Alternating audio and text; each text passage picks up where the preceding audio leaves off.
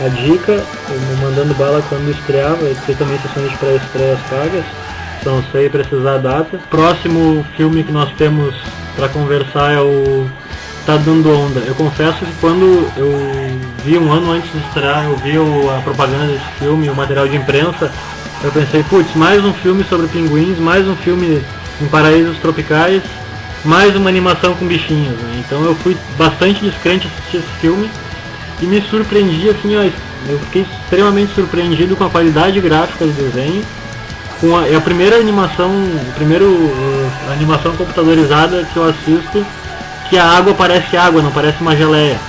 Porque todos os filmes, por exemplo, se pegar Poseidon, que é um filme com um orçamento altíssimo, que poderiam ter produzido uma água melhor, quando a água começa a entrar no navio parece o geleia do Caça-Fantasma, só que azul, né? É uma coisa ridícula.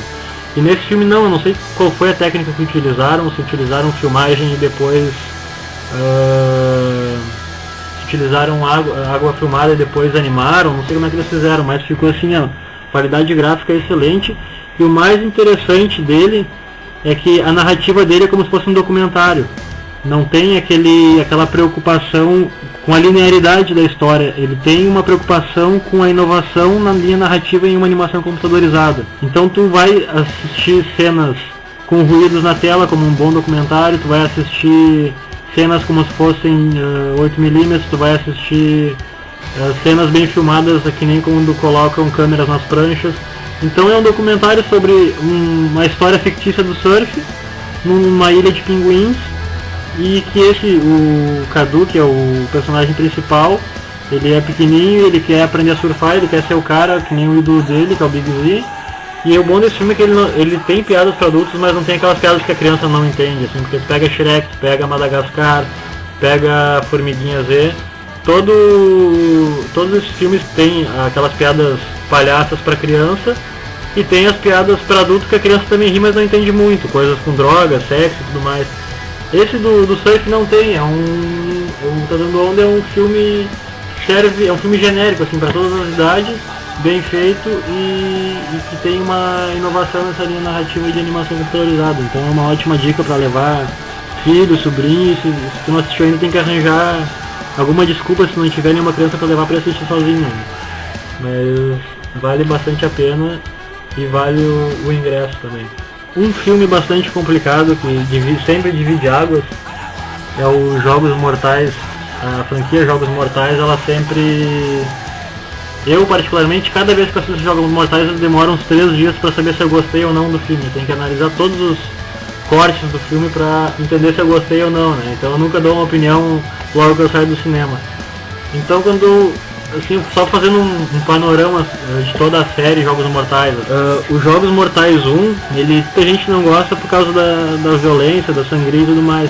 Mas se tu levar ele como um filme de thriller psicológico, pelo menos Jogos Mortais 1, ele é um filme que te prende, assim, tu fica tentando descobrir o que está acontecendo, qual é o enigma, né? Os enigmas do assassino de Jogos Mortais 1 são muito inteligentes. E o interessante é que é o primeiro serial killer do cinema, um dos primeiros, porque eu não me recordo agora de todos os serial killers, mas é um dos primeiros serial killers que não mata suas vítimas. Ele faz com que a vítima morra por ela mesma. Então isso foi uma inovação que os Jogos Mortais conseguiu trazer. O Jogos Mortais 1 é um filme de baixíssimo orçamento, foi filmado praticamente em uma peça, que é aquele banheiro, aquele estúdio do banheiro e aquele corredor, e foi filmado, se não me engano, em 3 semanas. Então, assim, pro tempo que ele foi feito, com o dinheiro que foi gasto, que foi pouco, e por ser um diretor que é um dos primeiros filmes dele, ele só tinha feito curta-metragens antes, ele tem uma qualidade técnica, assim, indiscutível, em termos de thriller psicológico. E utilização do sangue também, porque apesar de ser muito violento, a utilização do sangue não é gratuita. Então, assim, o 1 veio como um marco que não fez muito estardalhaço, mas angariou muitos fãs, por essa parte do confinamento e de ter... enigmas muito inteligentes. E o segundo inovou, fez uma meta-inovação. Ele conseguiu inovar a linha narrativa do 1, que já era uma inovação. Ele conseguiu pegar a linha narrativa do 1 e transferir para uma espécie de reality show. Eles largam todos os personagens, se não me engano são 12 personagens dentro de uma casa. O dono, o assassino fica olhando ali. Na verdade tudo aquilo é um jogo, e cada um desses personagens vai ter que passar por um teste sobre alguma coisa ruim que ele fez na vida, né? Então assim, nesses dois a gente entende o porquê do assassino fazer isso, do Jigsaw ter essas ideias dessas armadilhas. Ele, pra quem não acompanhou a série, o Jigsaw, que é o assassino, ele teve um acidente, assim, impossível de conseguir escapar. O carro dele caiu no precipício, entrou uma barra de ferro no corpo dele, atravessou, e ele conseguiu escapar dessa morte. Só que no momento que ele consegue escapar, ele descobre que ele está com um câncer, um tumor no cérebro em fase terminal. Então ele fica pensando, tipo, putz, eu consegui escapar da morte naquele baita acidente e agora eu vou morrer de câncer, ele não tem escapatória, não tem cura, né? Então ele resolveu que... Isso no 2 é o que a gente pensa, depois no 4 a gente vai descobrir mais sobre essa história. Mas então ele resolveu que ele ia fazer como um advogado do diabo, ele ia dar a segunda chance para as pessoas que erraram. Isso fica claro no Jogos Mortais 2. Pra mim, os Jogos Mortais 3 é a pior bomba da franquia. Os Jogos Mortais 1 pra mim é o melhor. Os Jogos Mortais 2 conseguiu inovar, mas não mostrou muita coisa. Os Jogos Mortais 3 descambou pro exagero extremamente gratuito de sangue, de desmembramento, de tudo mais, mas armadilhas muito sem graça que a pessoa não consegue escapar. Que o legal das armadilhas do Jigsaw é que ele consegue escapar das armadilhas, a vítima consegue escapar das armadilhas se tiver força de vontade. Tu não consegue entender aquilo, depois tu vai entender que não é ele que fez as armadilhas, que a guria, a pupila dele sacaneou e tudo mais. Foi um outro erro de roteiro colocar aquela guria como pupila dele e explicar coisas do 1, porque o problema do 3 é que ele foi feito para explicar erros do 1, só que ninguém lembrava mais desses erros do 1, porque eram erros que passavam desapercebidos. E no momento que tentaram corrigir esses erros, trouxeram toda a lembrança daqueles erros que tinha no 1 e conseguiu estragar então um filme bom que era o 1, o 2 nem se fala e o 3 ficou um filme pior ainda, né? Então pra mim assim, o 3 poderia ser totalmente descartado da franquia. E daí chegou os Jogos Mortais 4, né? Veio toda uma expectativa, porque a maioria do público fã não gostou dos Jogos Mortais 3. Inclusive uma curiosidade, os Jogos Mortais 3, eles tiveram que reconstruir aquele banheiro dos Jogos Mortais 1. E bem na época estavam filmando Todo Mundo em Pânico, se não me engano é o 4, que tira sarro dos Jogos Mortais. E pro filme do Todo Mundo em Pânico foi recriado um banheiro que ficou perfeito igualzinho ao dos Jogos Mortais 1. Então a equipe dos Jogos Mortais pediu emprestado o set de filmagens do Todo Mundo em Pânico 4 para conseguir filmar os Jogos Mortais 3 sem precisar construir o cenário de novo para poupar grana, né? Mais uma bomba dos Jogos Mortais 3, assim. Falando dos Jogos Mortais 4, eu achei o 3 pior, porque o 4 eu gostei porque se aprofundou mais na vida do Jigsaw, assim, tipo, explica o porquê da raiva dele, explica o que aconteceu com a mulher dele, que perdeu o filho por causa de um dos loucos lá do manicômio lá que ela cuidava. E inclusive esse cara é a primeira vítima do Jigsaw. E mostra todo o conhecimento do Jigsaw e o que ele fazia antes de ser assassino. Ele era arquiteto, tinha uma empresa de construção, o sócio dele sacaneou ele. E ele, então, para construir essas armadilhas, ele tem todo o conhecimento arquitetônico necessário. Então por isso que as armadilhas são muito inteligentes, assim, esse esclarecimento eu gostei. Gostei muito da cena da autópsia, que é a primeira cena do filme, que é bem feita, assim, bem realista. A parte que eles começam a cortar o crânio do Jigsaw também eu achei excelente. Que no 3 eu achei a única parte boa do 3 foi a hora que eles vão fazer a cirurgia, que a guria vai fazer a cirurgia com ele vivo, tirar o tumor com ele vivo, né?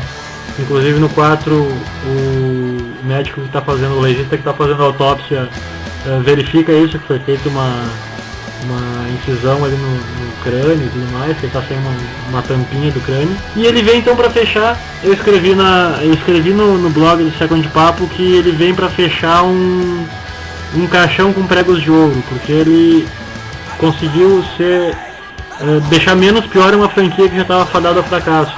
Na verdade, o Jogos Mortais 4 serviu para deixar a franquia menos pior, para corrigir um pouco os erros dos Jogos Mortais 3, né? Eu acredito que não vai ter os Jogos Mortais 5, espero que não, porque não tem mais o que colocar no roteiro. Sempre no final dos filmes eles deixam uma brecha para caso queiram levantar grana, botar mais um filme na franquia.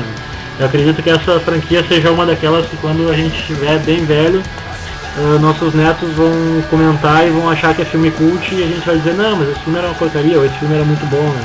Porque vai estar no Jogos Mortais 13, alguma coisa parecida, que nem os filmes antigos que a gente vê agora, do Freddy Krueger, Sexta-feira 13 e tudo mais, né? Eles estão pensando se fazem ou não sei se já começaram a fazer, mas tem toda uma resistência dos fãs, eu não sei se vão investir o dinheiro sem ter o retorno garantido, né? Se vão terminar o projeto, se vão fazer alguma coisa com outro diretor. Isso aí eu posso pesquisar e trazer para você no próximo Second Papo. A gente sempre costuma dar alguns sites aqui para o pessoal pesquisar, depois eu vou postar esses sites no blog também, que é o www.imdb.com, eu vou escrever aqui no bate-papo geral, www.imdb.com. É isso, o Caceta já escreveu ali para nós. E o cenadecinema.com.br também, que é o site que eu escrevo, que tem bastante informações sobre cinema e estreias. Tem um outro site que é parceiro do Cena de Cinema, que é o Adoro Cinema, que é o www.adorocinema.com, que tem, ele tem um banco de dados bem completo, e o interessante dele é que é em português, diferente do MDB que é em inglês. Então vale a pena, também tem bastante promoções no Cena de Cinema e no Adoro Cinema. Então era isso, vamos encerrando mais uma edição do Second Papo de Cinema. Queria agradecer a presença de todos aí nessa tarde. No próximo Second Papo vai ser daqui a 15 dias, na sexta-feira. E eu queria deixar aqui pro Caceta pedir para ele colocar mais uma vez o site do blog. Vão ter todos esses filmes lá, as informações, elencos, sinopses e as críticas de todos esses filmes em versão escrita. E também já está lá o Second Papo, o último que teve, sobre M. Night Shyamalan e outras estreias. Está lá disponível na íntegra para ser ouvido. Então, obrigado a todo mundo, um abraço e até a próxima.